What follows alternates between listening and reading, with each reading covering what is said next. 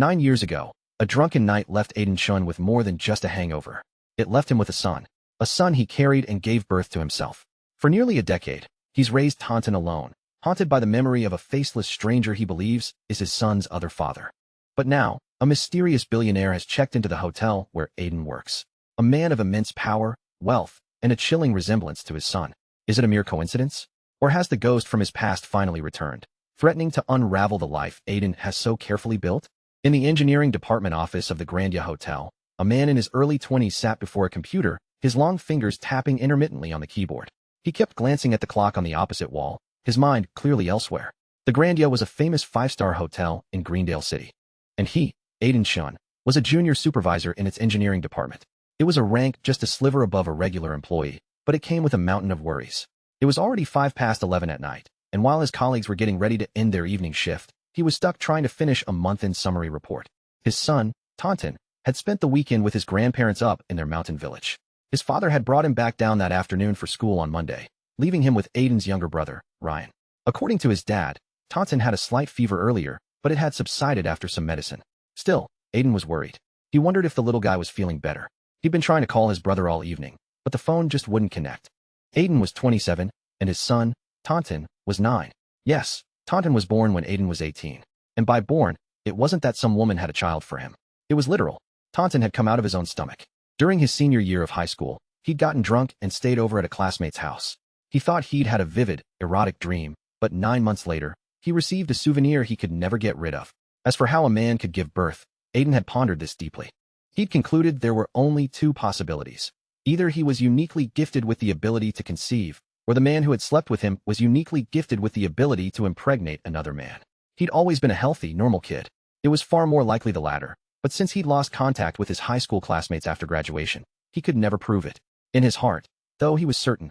It was almost 11:30. Aiden pushed away from the computer and swiveled his chair, propping his long legs on the windowsill. Below, the window overlooked the sea.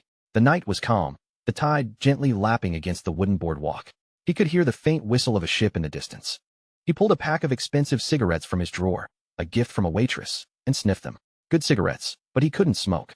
His little prince at home couldn't stand the smell. He muttered to himself, wondering what his director, an old man of 58, would do if he missed the deadline for the report. He imagined the old man's fiery temper and decided not to test it. He'd just have to ask for help tomorrow and treat someone to dinner. A rhythmic knock came from the door. Aiden glanced at the clock again. 11:30. He stretched lazily, calling out for whoever it was to wait outside if they weren't in a hurry. The knocking stopped, and the door burst open. 5 or 6 young men in gray hotel uniforms, all in their early 20s, piled into the room. They were a boisterous bunch, carefree and living for the moment. Aiden often thought about what he was doing at their age, training, or on a mission at sea. He'd spent 7 years in the military, from 18 to 26. Those were memories that would never fade, but they were in the past.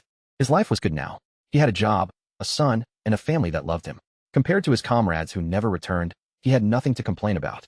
A young man named Evan Zhou, just 19, sidled up to him, a grin on his face, teasing him about not being afraid. It was Jenna Zhu, the quality control manager, at the door. Aiden, who was much older than the rest of them, playfully grabbed Evan in a headlock, pointing to the clock and roaring that Jenna had a life and wouldn't be working this late just to dock his pay. Everyone laughed. They worked hard, but they played hard too. After some roughhousing, Aiden got down to business, asking for reports from their respective areas. Most reported no issues, except for a broken lock on the seafood warehouse in the central kitchen. They'd have to wait for the supplier to bring a new one tomorrow. Aiden made a note to inform the night shift supervisor. They all signed out, eager to escape before Aiden could rope them into helping with his report. Evan was the last to leave, poking his head back in to suggest Aiden ask the department secretary, Faye, for help with the report, mentioning that she and Aiden seemed close. Aiden just grunted in agreement, eager to leave himself. After saving his work and briefing the night shift supervisor, it was 12:30 when he finally left the office. He took a quick shower in the locker room, skipping the staff cafeteria. It was March, and a cold snap had followed a recent rain. The sea breeze cut through his down jacket as he stepped out of the employee exit. Ryan's apartment was only 2 bus stops away, but the buses had stopped running. Aiden jogged the distance. At this hour, this part of the new district was deserted. The security guard at his brother's apartment complex recognized him and let him in. The sound of the key in the lock woke Ryan, who emerged from a pile of blankets on the living room sofa, his hair a mess. Aiden surveyed the disaster zone of an apartment, trash overflowing, takeout containers, and beer bottles scattered everywhere, and chided his brother to clean up once in a while. Ryan mumbled an apology and said Tonton was asleep in the bedroom, suggesting Aiden stay the night since the boy's cold had just broken. He added that he'd changed the sheets. Aiden went to check on his son first. The small bedside lamp cast a dim glow on Tonton's sleeping face, his cheeks flushed. Aiden pressed his forehead against his son's. The fever was gone. Tonton stirred, his eyes fluttering open as he mumbled a soft, sleepy dad. For the first 18 years of his life, before his son Tonton was born, Aiden Chun had always considered himself perfectly normal. He grew up in Chun Village, a small settlement in the eastern mountains of Greendale City. His father, Jian Pain Chun, was a farmer and a part-time carpenter. His mother, Lin Ying, was a math teacher at the town's middle school. Aiden was the eldest, with a younger set of twin siblings, Ryan and Tianqing. Aiden's childhood nickname was Zhuang Zhuang, meaning strong, a name given in the hopes he would grow up healthy. The irony was that he was a sickly child. His mother had no milk, so his father fed him goat's milk, but it didn't help. He was constantly ill with fevers and coughs. It got so bad that his father, desperate, began carrying him to the homes of other new mothers in the village, begging them to nurse his son. The villagers were kind, and Aiden, a beautiful baby who was content when fed, was welcomed by many. He drank the milk of several mothers until he was 10 months old. After he started eating breast milk, his health miraculously improved. As a result of this kindness, Aiden's parents still insisted he visit those families with gifts during holidays. His twin siblings were born when he was 4. His grandfather, a practical man, named them based on the weather at their birth. Ryan, for the rain falling when the boy was born, and Tianqing, for the clear sky that appeared when the girl arrived. Aiden wasn't a troublesome child, but his paternal grandmother disliked him.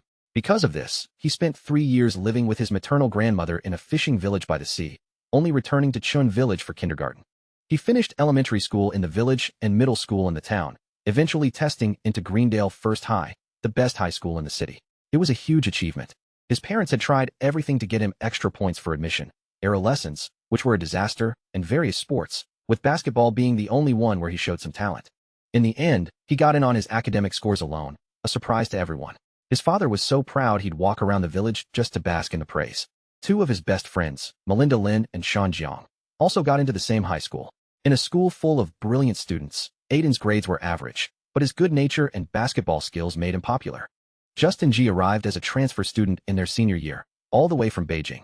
He was strikingly handsome, with delicate features and a cool, aloof demeanor that the girls in class described as princely. It was clear he came from a powerful family. Since Aiden was tall and occupied the last row of the classroom, Justin naturally became his desk mate. Over time, Aiden discovered Justin wasn't as cold as he seemed. He was a chatterbox with those he knew, loved building models, playing video games, and had a constant supply of snacks in his desk. Most importantly, he was a fantastic basketball player, and their friendship was solidified over a few games on the court. From their conversations, Aiden gathered that Justin's father was in the military in Greendale City, though he never asked about his rank. The incident happened a few days before the Lunar New Year. Aiden's mother had already prepared a mountain of holiday food. He received a call from Justin to play basketball. Afterward, Justin treated the group of 6 boys to dinner. They started with beer, but soon someone brought out hard liquor. By the time they left the restaurant, it was dark. 2 boys were completely passed out. Justin was tipsy, but Aiden seemed the most sober, calmly calling his parents to tell them he was staying over at a friend's. Everyone praised his tolerance for alcohol, not realizing he was the type who didn't show it on his face, but was completely gone, a goofy smile plastered on his lips. The last bus to the mountain had left, so Aiden planned to crash at Justin's place, a house by the sea where Justin lived alone. His parents, knowing about the friendship, agreed. Justin was stumbling by the time they got inside, collapsing onto the sofa and pointing vaguely towards a guest room and bathroom. He mentioned the guest room wasn't made up and told Aiden to stay in his uncle's room instead. Aiden, barely conscious, followed the instructions like a robot. He took a shower and, finding no clean clothes and too disoriented to search, decided it didn't matter between guys. He walked into the bedroom naked, crawled under the covers, and passed out. He never realized he had walked into the master bedroom, not a guest room. In a hazy state between sleep and wakefulness, he felt someone kissing him. It was warm and pleasant, much like the dreams he'd had before, dreams of beautiful women in bikinis with perfect bodies. The 7 o'clock alarm blared. Aiden's hand shot out from under the covers to silence his phone. He'd dreamt of that night over and over, and after less than 5 hours of sleep, his head was pounding. The sky outside was still dark and gloomy, just like it had been that day. The morning after the incident, he had also been woken by a phone call. It was his mother, worried because he hadn't come home. He rarely stayed out, and when he did, he always returned early. He promised he was on his way. After hanging up, he saw a text from Justin. His grandfather was suddenly hospitalized, and he was on his way back to Beijing. He promised to bring Aiden a gift when he returned. Waking up that morning, Aiden knew it hadn't just been a dream. No dream left your body feeling like it had been trampled by a herd of elephants. The bruises could be explained away by a passionate lover, but what about the dull ache deep inside him? Or the warm, sticky fluid that trickled out when he moved? The sky was heavy and gray. Inside the dim room, he was alone. He buried his head in his knees, his mind reeling. He was so young, he'd never even kissed a girl. He didn't know what to do. In the haze of the night, he had eventually realized the body on top of him wasn't a woman's. The person had applied something cool and slippery to him. He'd wanted to resist, but his limbs were weak. When a hot, hard object pierced his body, he knew it was over. It hurt at first, but then came a pleasure he'd never known. He didn't remember how it ended. He didn't know how he managed to get dressed, lock the door, and take the bus home. By the time he arrived, his mother was cooking dinner. She took one look at his pale face and asked what was wrong. He lied, blaming it on a hangover. That New Year's was the dullest of his life. Justin called once, sounding completely normal, complaining about the cold in Beijing. His casual tone made it impossible for Aiden to bring up what had happened. Besides, he had a strange feeling the man that night hadn't been Justin. In his dreamlike state, he had been bold, telling the man where to kiss and touch him. He vaguely remembered a deep, magnetic laugh and a man's voice calling him a passionate little thing. That mature voice couldn't have belonged to Justin, but it was Justin's house. Who else could it have been? His hesitation cost him the chance to speak up. As time passed, the incident became a secret he couldn't voice. Two men in bed. It wasn't like a girl who could get pregnant. And they were both drunk. Who was really at fault? When school resumed, Justin didn't return. Aiden knew he was heading to America for his studies. Around May, Aiden started feeling unwell. Nausea, fatigue, constant sleepiness. The school nurse chalked it up to stress. His parents fed him nourishing meals, and unlike other students who withered under the pressure of final exams, Aiden gained weight. His belly grew, and his mother had to alter his uniform pants. After the college exams in June, his friends went on a trip, but Aiden, feeling lethargic, stayed home and slept. The results came in late July. He'd done okay, just enough to get into a decent university. But his first choice didn't accept him, and he was assigned to a local university for a chemistry major he had no interest in. The family was troubled, but a bigger bombshell was about to drop. One August morning, his mother came to wake him for breakfast. He was sleeping on his side, shirtless, his belly exposed. His mother noticed how large his stomach had become. Then, she saw it move. Something alive, turning inside him. She thought her eyes were playing tricks on her, but when she placed a hand on his belly, she felt the unmistakable kick of a small foot. Aiden was woken by a sharp slap across his face. He'd never seen his mother so furious, her eyes red, her body trembling. Before he could understand, she grabbed a broom and started hitting his legs, tears streaming down her face as she yelled at him for being shameless, for fooling around with boys. He dodged, confused, insisting he'd done nothing wrong. How could she know? His mother pointed at his stomach, screaming that he couldn't hide it anymore, asking if he planned to wait until the baby was born to tell her. His father and siblings rushed in. His father stopped his mother, and Aiden escaped to the yard, hearing his mother's heartbroken sobs. That afternoon, his mother took him to a private, expensive hospital called Ningshi. A nurse led them through a wisteria-covered corridor to a private elevator. After a series of tests, a young, gentle-looking doctor delivered the results. The baby was 34 weeks along and perfectly healthy. He congratulated Aiden on becoming a father. Aiden was stunned. He tried to pull his mother away, insisting the hospital was a sham, that they couldn't even tell a man from a woman. The doctor, surprised by his reaction, looked at his mother, who simply said that her son was just an ordinary boy. The doctor understood. There was nothing to do but deliver the baby. In early September, at Ningshi Hospital, he gave birth to a 6-pound baby boy. His cousin had just had a daughter named Jean, which means gold, or 1,000 Jean, a unit of weight. Joking, Aiden said if his cousin had 1,000 Jean, his son must be a 10,000 ton. And so, the baby was nicknamed Tonton. The news couldn't be kept secret. The village assumed he'd gotten a girl pregnant. It was a scandal, but it was better than the truth. His mother, however, pieced the timeline together. She was certain the other father was that boy, Justin G. With the baby's arrival, the question of Aiden's future resurfaced. His uncle, who was in the military, suggested Aiden enlist. It was easier to get into a military academy from within the ranks, and it would provide a good career. More importantly, his father thought the strict military life would keep him away from Justin and end their relationship for good. Aiden, who had always dreamed of being a soldier, readily agreed. Ryan's apartment was in the Nonley neighborhood, an area that used to be a village at the foot of the East Mountain, not far from their own. Years ago, when the area was being redeveloped, Aiden's father had bought the apartment for a fraction of the market price.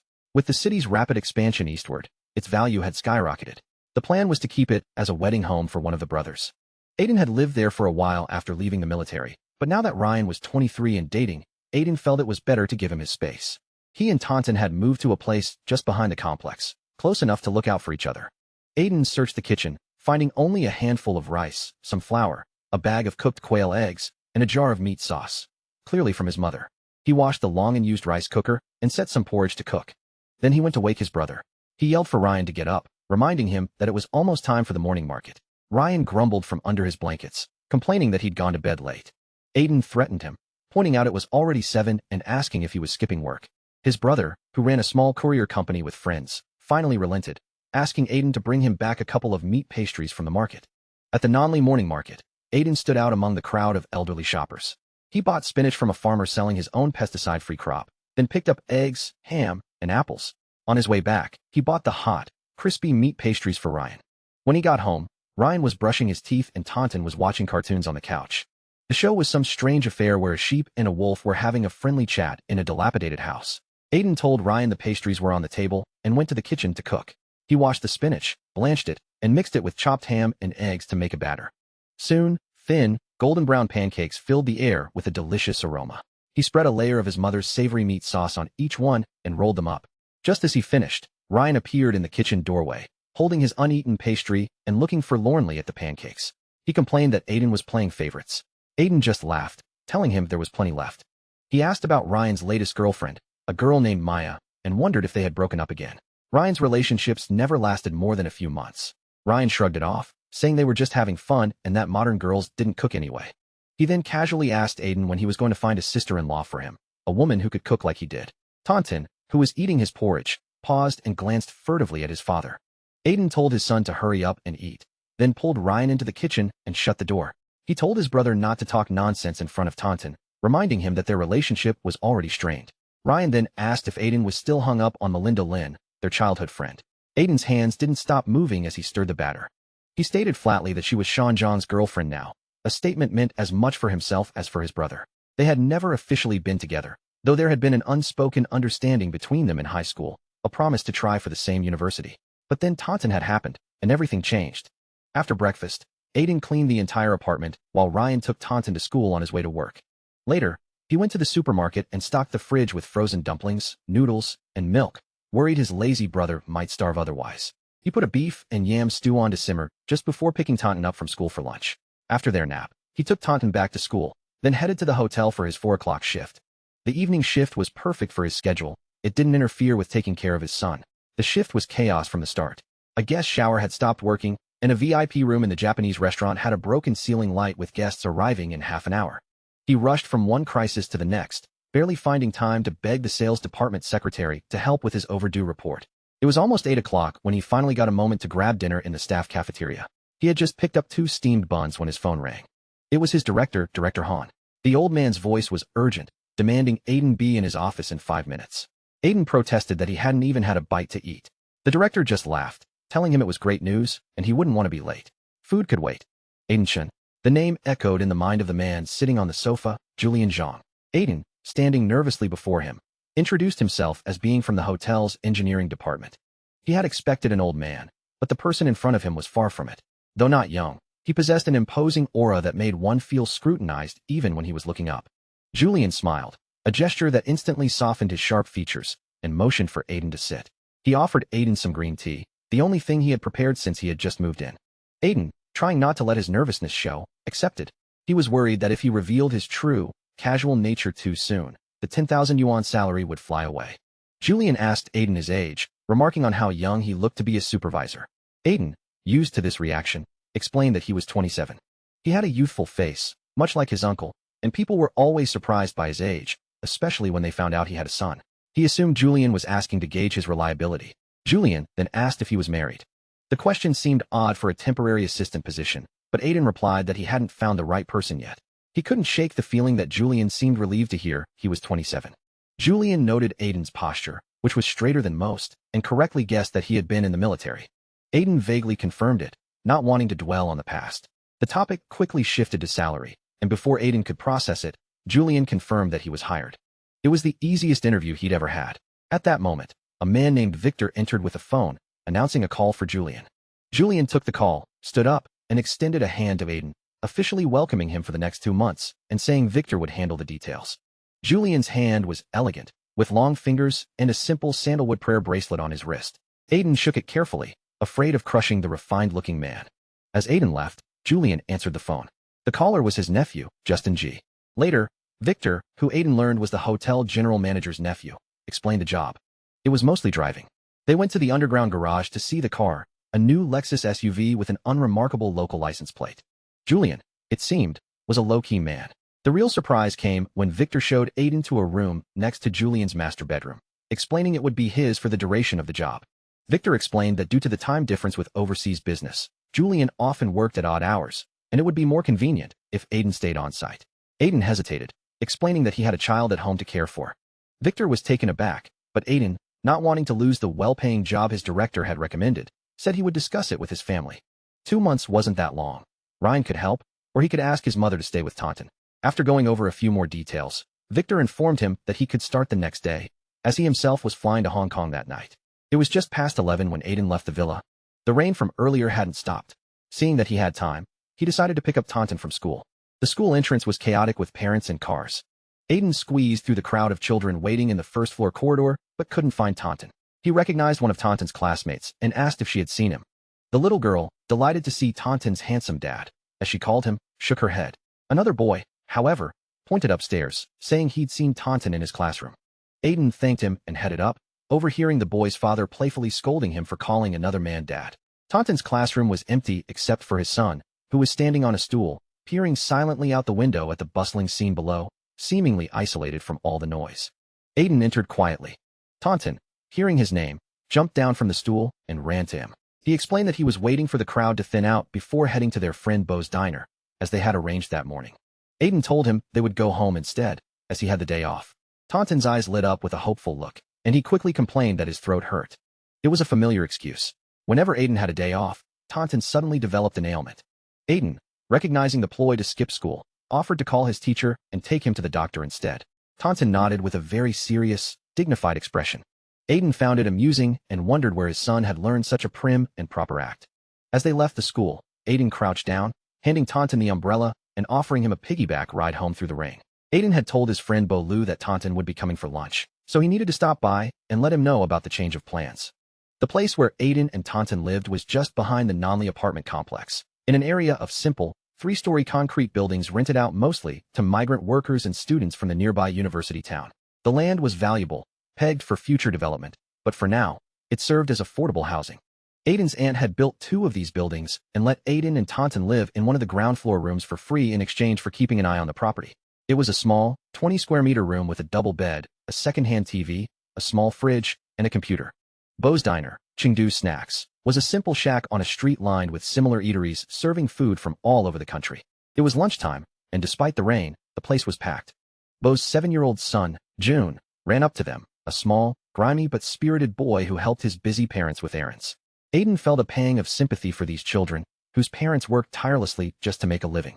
After a quick word with Beau, Aiden ran into his colleague, Evan Zhou, and a few others from the hotel. They invited him to join them for lunch. Inside the crowded diner, he saw another colleague, Lu Huizhong, sitting with a surprising companion, the department secretary, Fei Xia.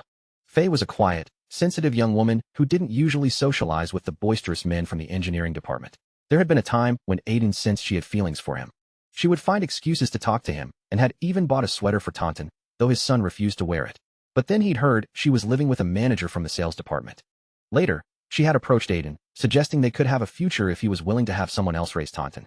Aiden, though he managed to remain polite, had avoided her ever since. Seeing her now, sitting with his colleagues, was strange. He greeted everyone, took a seat far from Fei, and briefly explained that his interview for the temporary job had gone well. When Fei tried to start a conversation, he used the excuse of needing to take Tonton to the doctor for his sore throat and quickly left. Tonton's throat wasn't really sore. Aiden knew his son had a slight bronchial sensitivity, but it was mostly under control. Still, spring was a dry season.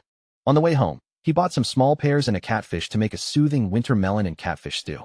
As they neared their building, Tonton called out to an old man with a limp carrying a travel bag. It was Mr. Jiang, an elderly neighbor from their old village. Aiden respectfully called him Third Grandpa. The old man, who ran a small restaurant in the village, had come down the mountain to buy supplies. He was a widower who had been a kind presence in Aiden's childhood, even teaching him how to cook his first dish. Aiden insisted the old man come to his place to rest and have a meal. Mr. Jiang seeing the familiar warmth and hospitality in the young man he'd watched grow up, happily agreed. Aiden settled Mr. Jiang in his small room, then went to the shared outdoor kitchen to start the coal stove and prepare the meal, feeling a sense of comfort in the simple, familiar routines of caring for his family and friends. Connie Chin, the housekeeper for Julian's villa, found Aiden lazing at his desk, scrolling through websites. She remarked that his new job as an assistant seemed much more relaxing than being a supervisor in the engineering department. Aiden stretched and grinned, agreeing that it was quite nice. He had time to watch the plum blossoms bloom and notice the flower buds on the apricot trees. Connie, who was a few years older and married to one of Aiden's colleagues, laughed at his boredom. She told him everyone in the department was envious of his new gig. Aiden, helping her strip the bed, casually asked why they thought it was such a great job, since the high salary wasn't public knowledge. Connie leaned in conspiratorially, lowering her voice. She reminded him of the rumor that Victor Liu, the butler, was the general manager's nephew. The GM had apparently been about to promote Victor to duty manager, but when Julian Zhang arrived, the promotion was put on hold. Victor was reassigned to exclusively serve Julian. This, she explained, showed just how important Julian was. The GM himself had personally greeted Julian at the door on his arrival. Connie pointed out that Victor was always shadowing Julian, acting like a proper assistant, while Aiden mostly kept to himself. She warned him that he was at a disadvantage. Aiden wasn't bothered. He was only there for 2 months and had no interest in office politics or trying to curry favor with Victor, who was openly hostile to him anyway. Connie, however, was convinced there was more to the story. She then changed the subject, asking about his relationship with Fei Xia. Aiden corrected her, saying Fei was living with someone from the sales department. Connie shook her head, saying he was behind the times. They had broken up before the new year. In fact, Fei was now renting a place in the Nanli neighborhood, near Aiden's own home. Aiden just shrugged, uninterested. Seeing his indifference, Connie switched tactics, offering to set him up with a girl she knew from the hotel's banquet department. She described the girl as tall, pretty, and a college graduate. Before Aiden could refuse, a voice from the doorway asked what they were talking about. It was Julian. Connie jumped, startled. She had assumed they were alone. Julian, dressed in a black cardigan over a white shirt, looked elegant and composed. He held a file and explained he had come up to get something and to let Aiden know lunch was on its way. After Julian left, Connie let out a sigh of relief, marveling at how handsome, kind, and wealthy Julian was. She swooned a little, and Aiden had to playfully remind her that she was a married woman with a son. Connie retorted that the law didn't forbid married women from admiring handsome men. She said that while Aiden was the type of man she would have wanted to marry in her youth, Julian was on another level entirely, someone to be admired from a distance. Aiden understood her point. Julian was in a different league. Since neither man cooked, their meals were delivered from the hotel kitchen. Over lunch, Julian announced he was going to the hospital that afternoon and asked Aiden to accompany him. Victor, ever attentive, asked if he should call the hotel doctor, but Julian calmly replied that it was an old issue and having Aiden with him would be enough. He clearly preferred Aiden's company to Victor's, a fact that did not go unnoticed by the butler. Julian said he wanted to go to Ningshi Hospital. Aiden's heart sank. He had very unpleasant memories of that place, but he couldn't refuse. At the hospital, they were met by a staff member and led directly to the 19th floor, bypassing all administrative procedures. 2 top respiratory specialists were already waiting for Julian in a private room. The VIP treatment was blatant. Aiden had brought Tonton to this very department before and knew how hard it was to get an appointment with even one of these doctors. Since his presence wasn't needed, he waited on a bench in the empty hallway. Suddenly, a familiar voice called his name. It was Dr. Nolan Liu, the last person he wanted to see. He really wished he could pretend he didn't hear it. When Julian came out of the examination room, he saw Aiden with his arms slung casually around another man's shoulders, their posture intimate. The man, Dr. Nolan Liu, glanced at Aiden with a questioning look. He knew Aiden had given birth to Tonton, and the resemblance between Tonton and Julian was uncanny. If Julian was the father, these two should be a couple, but there was none of the unconscious intimacy between them that lovers share. Aiden, flustered by Julian's presence, quickly pushed Dr. Liu away, whispering that Julian was his boss. He then turned to Julian, asking if the checkup was finished. Before Aiden could usher Julian away, Dr. Liu grabbed his arm, insisting on a proper introduction. Aiden reluctantly introduced Julian Zhang, his current boss, and then Dr. Nolan Liu from Ningshi Hospital. Julian extended a hand graciously. Dr. Liu, with a mischievous smile, added that he was in the proctology department and was very familiar with Aiden, a comment designed to be misunderstood. Aiden chose to ignore the jab. On the drive back, as they stopped at a red light, Julian suddenly asked from the back seat who Tonton was. The name sounded like a child's. Caught off guard, Aiden answered automatically that it was his son. Julian followed up, asking how that was possible when Aiden wasn't married. Aiden explained that while he wasn't married, the boy was indeed his biological son, having come from his own body. He quickly added that the boy was 10, fudging the age a bit to avoid further questions about the unconventional birth. Thankfully, Julian didn't press the issue. The light turned green, and silence fell in the car once more. Aiden glanced in the rearview mirror and saw Julian had closed his eyes. The long lashes cast a shadow on his cheeks, giving him a look of innocence that felt disturbingly familiar. Dr. Lou's words echoed in his mind, and an unsettling thought took root. He stole another glance, but this time, he met Julian's questioning gaze. Flustered, Aiden quickly turned his attention back to the road. That evening, as Julian watched the news, Aiden sat nearby, pretending to read a book he'd borrowed. In reality, he spent the entire time studying Julian. The more he looked, the more he saw the resemblance to Tonton. The eyes, the mouth, the way he frowned, the way he smiled. It was like seeing a grown-up version of his son. How had he not noticed it before? Julian, aware of the intense scrutiny, finally turned down the TV and beckoned Aiden to sit beside him on the two-seater sofa. The space was tight. Julian looked at him, ready for a heart-to-heart, and asked if there was something on his mind. Without thinking, Aiden blurted out that Julian looked a lot like his son. Julian raised an eyebrow, a hint of a smile playing on his lips. He leaned closer, his arm brushing against Aiden's leg, and asked just how much they looked alike. Lost in the shock of his discovery, Aiden mumbled that the resemblance was uncanny, but that it was impossible. As Julian's warm breath fanned his cheek, Aiden finally realized their proximity. He shifted back, suddenly aware of how awkward the position was. He tried to deflect, commenting on how good Julian's skin was. Julian let out a muffled laugh. He found the young man incredibly amusing. He hadn't felt this way in years.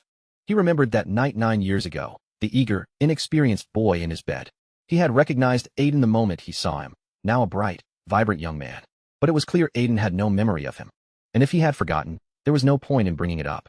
It was only for 2 months. Perhaps it was best not to get involved. Aiden, bewildered by the laughter, watched as Julian stood up to leave for his study. Suddenly remembering, Aiden asked if Julian had any plans for the weekend. Julian said he didn't, and Aiden requested 2 days off for his grandmother's birthday. Julian agreed immediately, even offering him the use of the car. The next day, a visitor arrived, a well-dressed man in his 30s who respectfully addressed Julian as fourth uncle. He was surprised to find Julian in Greendale City without being notified. The two spoke for hours, and then left together. With Julian gone, Victor the butler made it clear there would be no dinner service for Aiden. He simply went to the staff cafeteria. Julian didn't return that night or the next morning. It was his grandmother's 80th birthday, a major event. He picked up a jade bracelet he'd bought for her and returned to the villa. With nothing to do, he was about to go for a walk when the housekeeper, Connie, arrived with a large bag of snow pears a guest had left behind. Since he was bored, Aiden decided to make a dessert for Tonton, steamed pears with rock sugar, something his son loved. He carefully prepared 6 large pears, filling them with crushed sugar, and set them to steam in the rice cooker. Then he went to his room for a nap. When he woke up and went downstairs to check on his creation, he found Julian had returned and was sitting at the dining table, happily eating one of the pears meant for his son. The next day, Aiden left for his family home empty-handed. Julian had enjoyed the steamed pears so much that he'd eaten 2 immediately and stored the other 4 in the fridge. Aiden, no matter how thick-skinned, couldn't bring himself to say they were meant for his son. It wasn't worth making a fuss over. He picked up his mother and Tonton, who had been waiting by the roadside with bags of gifts for his grandmother. His mother commented on how spacious and new the car was, impressed by his boss's generosity. Tonton immediately claimed the front passenger seat. Aiden reminded her it was only a temporary, 2-month job, but she insisted he work diligently regardless. As they drove along the coastal highway, the bustling city gave way to fields and rolling hills. It was April, and the trees were just beginning to bud. The winding mountain road was narrow, with a gentle slope on one side and a shallow valley on the other. His mother nervously reminded him to drive slowly. Chun Village was nestled in a valley on the north side of the mountain, a peaceful, quiet place far from the tourist crowds on the south side. The family home was a traditional 3-room house with red tiles and a large, bright courtyard, a relic from a time before the village's recent boom in multi-story construction. As they arrived, his father was waiting at the head of the alley, chatting with neighbors. He admired the car but refused to get in, not wanting to dirty the clean interior with his muddy shoes from the vegetable patch. Tonton, however, jumped out and into his grandfather's arms. The villagers had long since accepted the reality of Aiden's young fatherhood, and now only had praise for the handsome boy, tactfully never mentioning his mother. Tonton was clearly a favorite of his grandfather, who held him tight, promising to fatten him up with delicious food. Inside, the house was filled with the aroma of a feast his father had prepared. During lunch, his father painstakingly deboned fish for Tonton, ignoring Aiden's protests that he was spoiling the boy. His father retorted that he'd done the same for Aiden for years. Tonton just ate quietly, casting a sidelong glance at his oblivious father. After the meal, His mother urged him to go visit his grandmother, who lived with his third uncle in the next alley. She couldn't hide her bitterness, remarking that the old woman was probably more interested in seeing his cousin, Charles. His mother's relationship with his grandmother had been strained for years, ever since an incident when Aiden was 4. While his mother was pregnant with the twins, his grandmother had been paid to look after him. But she had favored her other grandson, Charles, giving him all the treats Aiden's father brought home while Aiden went hungry. The final straw was when his mother saw Charles wasting food while Aiden cried from hunger, picking up scraps from the floor. His mother had taken him away that day and hadn't set foot in her mother-in-law's house for years. Aiden found his third aunt, a gentle woman, washing meat and fish in the courtyard for the next day's birthday banquet. His grandmother was inside. He gave her the new jade bracelet he'd bought. She loved it, immediately putting it on and admiring it. She was old and thin, but her mind was still sharp. As they sat in the sun, she talked endlessly about Charles, her pride and joy, now a successful doctor. After an hour, Aiden's mother called, using the excuse of wanting to dig for wild vegetables to get him to come home. She was always fiercely protective, still seeing him as the little boy who couldn't defend himself. He found her in the yard, airing out bedding. She asked if his grandmother had said anything. He reassured her that everything was fine and she liked the gift. His mother scoffed, saying of course she liked it. It was expensive. She lamented that the old woman saved all her best things for Charles, despite all the care his third aunt had given her over the years. Aiden hugged her, telling her not to worry about it, that their family didn't need any of the grandmother's things. His mother smiled, her frustration easing. She sent him inside to wash some fresh strawberries a neighbor had brought over. Then her gaze softened as she watched him go. Sending him to the army had been a desperate move, a hope for a better future, and a way to separate him from his past. But then he had been chosen for a special unit, and for years, all they knew was that he was at sea, in foreign lands. He sent money home, but his mother lived in constant fear. Last year, he had returned suddenly, discharged from service. He was terribly thin, a shadow of his former self, and spent the first month doing little more than sleeping. Later, his uncle had called, saying only that it was good the boy had come back alive. And for his mother, that was all that mattered. Aiden knew his mother's talk of digging for wild vegetables was just an excuse. It was too early in the season. She was simply being her usual protective self, afraid he'd be upset by his grandmother. That afternoon, the sun was warm. His mother was airing out the bedding from his room. When he came back, she stopped her work and asked what his grandmother had said. He sent Tonton inside to do his homework and told his mother that she loved the bracelet he'd bought her. His mother let out a small, cynical laugh, saying of course she'd like it. It was an expensive gift. She mused that for all the old woman's boasting about Charles being a successful doctor, Charles himself might not have been so generous. She believed her mother-in-law was shrewd, knowing full well who treated her well, but her favoritism was ingrained. She would likely leave everything she owned to Charles, leaving his third aunt with nothing to show for a decade of service. Aiden put an arm around his mother's shoulders, trying to soothe her. He joked that their family didn't need any of her things. He would earn money and buy his mother even better gifts. His mother, unswayed by his charm, playfully tapped him with a small bamboo stick she was using to beat the dust from the blankets. She sent him inside to wash a large bag of fresh strawberries a neighbor had given them. As he washed them, his mother asked if he should buy a gift for his boss to thank him for the use of the car. Aiden came back out with a bowl of the fruit, saying Julian didn't seem to be lacking anything. His mother joked that Julian didn't have a son like Aiden. Aiden played along, asking if she was willing to give him away. His mother replied that she'd gladly give him away after raising him for over 20 years. Years later, she would remember this conversation with a pang of regret, realizing some things should never be said, even in jest. Aiden stuffed a strawberry in her mouth and then changed the subject, running inside before she could suggest he take a pot of her homemade chicken soup back to the city. As he fled, his mother watched him, a smile on her face. Her boy was finally home. That night, a cold rain began to fall. Aiden, sleeping under 2 thick quilts, shivered as if he were submerged in icy seawater. A small, warm body snuggled into his arms, and he held on, finally feeling a bit of warmth. He woke to the faint light of dawn. Fog clung to the mountainside. Through the window, he could see the branches of a neighbor's large apricot tree, covered in pinkish-white buds. His father was sweeping leaves in the yard. In his arms, Tonton stirred, his bright eyes already open. He'd clearly been awake for a while, trapped in his father's embrace. Aiden, slightly embarrassed to be caught using his son as a human heater, loosened his grip. Tonton immediately scrambled out of bed and ran outside, half-dressed, earning a scolding from his grandfather. Aiden followed with the boy's jacket. The 80th birthday celebration was a grand affair. All of the grandmother's children, except for the one in Guangzhou, were present, along with dozens of relatives. Aiden's parents had left early to help with preparations. Tonton paid his respects to his great-grandmother, but the room was thick with cigarette smoke. So Aiden sent him home with his brother Ryan, who had just arrived. The celebration was in full swing. Aiden and Ryan, being the youngest of their generation present, were cornered by relatives asking the usual questions about girlfriends and marriage, mostly directed at Ryan. Aiden, with his son and modest job, was largely an afterthought. His uncle, Jamming Chun, and his cousin, Charles, arrived just as the meal was about to begin. The family, well aware of the grandmother's favoritism, immediately made room for them at the head table.